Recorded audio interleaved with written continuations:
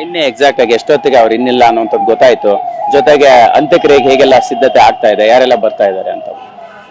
ನಿನ್ನೆ 10 ಗಂಟೆಗೆ ಆಗಿದ್ದು ಅಂತ ಅವ್ರ ಬ್ರದರ್ ನನಗೆ ಫೋನ್ ಮಾಡಿ ಹೇಳಿದ್ರು. ಮೇಡಮ್ ಈ ತರ ಆಗಿದೆ ಅಂತ. ಅವ್ರು 10:30ಗೆ ಫೋನ್ ಮಾಡಿದ್ರು. 10:30 10:45 ಇರ್ಬೋದು. ಸ್ವಲ್ಪ ಎಲ್ರಿಗೂ ಹೇಳ್ಬಿಡಿ ಮೇಡಮ್, ಎಲ್ಲ ಕಡೆ ಮೆಸೇಜ್ ಹಾಕ್ಬಿಡಿ ಅಂತ ಹೇಳಿದ್ರು.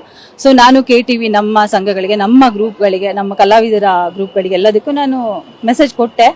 ಸೊ ಇನ್ನೊಂದಷ್ಟು ಕಲಾವಿದರುಗಳು ಬರ್ಬೋದು. ಸಡನ್ಲಿ ಆಗಿರೋದ್ರಿಂದ ಎಲ್ಲ ಶೂಟಿಂಗ್ ಕಮಿಟ್ ಆಗಿರ್ತಾರಲ್ಲ ಪಾಪ, ಅವ್ರವ್ರದ್ದು ಏನೋ ಪ್ರಾಬ್ಲಮ್ಗಳಿರುತ್ತೆ. ನಾವೊಂದಷ್ಟನ್ನ ಬಂದಿದೀವಿ, ಇನ್ನೂ ಬರ್ತಾರೆ ಅಂತ ಅನ್ಕೊಂಡಿದೀನಿ ಸರ್, ಬರ್ಬೋದು. ಈಗ ಕೊನೆದಾಗಿ ಏನ್ ಹೇಳಿದ್ರು, ಏನ್ ಮಾತಾಡಿದ್ರಿ ಇತ್ತೀಚೆಗೆ ಮಾತಾಡೋ ಟೈಮಲ್ಲಿ ಅಂತ ನಿಮ್ಗೆ? ಮೇಡಮ್ ಮಾತಾಡೋ ಟೈಮಲ್ಲಿ ಅದೇ, ಮೇಡಮ್ ನೀವು ಬಂದ್ರಿ ಅಲ್ಲಿ ಪಾಪ ನಾನು ಹುಷಾರು ಆಗ್ತೀನಿ, ಇಲ್ಲಿ ಚೆನ್ನಾಗಿ ನೋಡ್ಕೋತಿದ್ದಾರೆ ಅನ್ನೋ ತರ, ಫುಡ್ ಎಲ್ಲ ಚೆನ್ನಾಗಿ ತಿಂತಾ ಇದ್ದೀನಿ. ಅಲ್ಲಿ ಕೇರ್ ಸೆಂಟ್ರಿಗೆ ಹೋದಾಗ ಹೇಳಿದ್ರು, ಮೇಡಮ್ ನಾನು ಹುಷಾರಾಗ್ತೀನಿ, ಫುಡ್ ಎಲ್ಲ ಚೆನ್ನಾಗಿದೆ, ಅಲ್ಲಿ ಚೆನ್ನಾಗಿ ತಿಂತಾ ಇದ್ದೀನಿ ಅಂತೆಲ್ಲ. ಅವರಲ್ಲಿ ಒಂದು ಹೋಪ್ ಇತ್ತು, ನಾನು ಹುಷಾರಾಗ್ತೀನಿ, ಬಂದೇ ಬರ್ತೀನಿ, ನಾನು ಎದ್ದು ನಿಲ್ತೀನಿ ಅನ್ನೋದಿತ್ತು. ಬಟ್ ಇವತ್ತು ಈ ತರ ನೋಡ್ತೀವಿ ಅಂತ ಅನ್ಕೊಂಡಿಲ್ಲ ಸರ್. ಕೊನೆಗೆ ಒಬ್ಬ ಕಲಾವಿದನ ಸಂಕಷ್ಟ ಹೆಂಗಿತ್ತು ಅನ್ನೋದು ಕೂಡ ಹೇಳ್ಕೊಂಡಿದ್ರು. ಆರ್ಥಿಕ ಸ್ಥಿತಿ ಕೂಡ ಕಷ್ಟ ಆಗಿತ್ತು ಮ್ಯಾಮ್ ಅವ್ರಿಗೆ. ಅದೆಲ್ಲವೂ ನಿಭಾಯಿಸುವಂತ ನಿಟ್ಟಿನಲ್ಲಿ ಏನಾದ್ರು ಪ್ರಯತ್ನಗಳಾಗ್ತಾ ಇತ್ತಾ ಅಂತ? ಹಾ ಸರ್, ಖಂಡಿತ. ನಾವು ನಮ್ಮಷ್ಟು ಕಲಾವಿದರುಗಳು ಸಹ ಹೆಲ್ಪ್ ಮಾಡಿದ್ದಾರೆ. ನನ್ನ ಕಡೆಯಿಂದ ಸ್ನೇಹಿತರುಗಳು ಸಹ ತುಂಬಾ ಜನ ಹೆಲ್ಪ್ ಮಾಡಿದ್ದಾರೆ.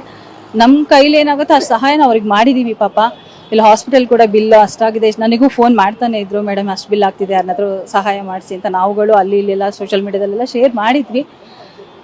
ಬಟ್ ಏನ್ ಗೊತ್ತಾ ಸರ್, ದುಡ್ಡು ಇವತ್ತು ಬರತ್ತೆ ನಾಳೆ ಹೋಗುತ್ತೆ, ಅವರೇ ಇಲ್ವಲ್ಲ ಅನ್ನೋದು ತುಂಬಾ ಬೇಜಾರಾಗ್ತಿದೆ ಸರ್. ಇಷ್ಟು ದುಡ್ಡು ಖರ್ಚು ಮಾಡಿನೂ ಅವ್ರು ಇಲ್ವಲ್ಲ ಅಂತ ಬೇಜಾರಾಗ್ತಿದೆ. ಅಂತ್ಯಕ್ರಿಯೆಗೆ ಹೇಗೆ ಸಿದ್ಧತೆ ಆಗ್ತಿದೆ, ಎಲ್ಲಿ ಮಾಡುವಂತ ಪ್ಲಾನ್ ಆಗಿದೆ ಅಂತ?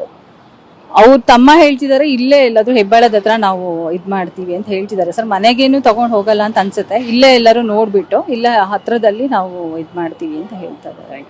Thank you sir. ಇದಿಷ್ಟು ನಟಿ ರಾಧಿಕಾ ಶೆಟ್ಟಿ ಅವರ ಮಾತಾಗಿರ್ತಕ್ಕಂಥದ್ದು. ಅಂದ್ರೆ ಅವರ ಅನಾರೋಗ್ಯದ ವಿಚಾರವಾಗಿ ಆಗಿರ್ಬೋದು, ಮತ್ತೆ ಅವರ ಜೊತೆಗಿನ ಒಡನಾಟದ ಬಗ್ಗೆ ಆಗಿರ್ಬೋದು, ಕೊನೆ ದಿನಗಳ ಬಗ್ಗೆ ಆಗಿರ್ಬೋದು, TV9 ಜೊತೆ ಮಾತನಾಡಿರ್ತಕ್ಕಂಥದ್ದು. ಕ್ಯಾಮ್ರಾ ಪರ್ಸನ್ ರಘು ಜೊತೆ ಮಾಲ್ತೇಶ್ ಜಗ್ಗೇನ್, TV9 ಬೆಂಗಳೂರು.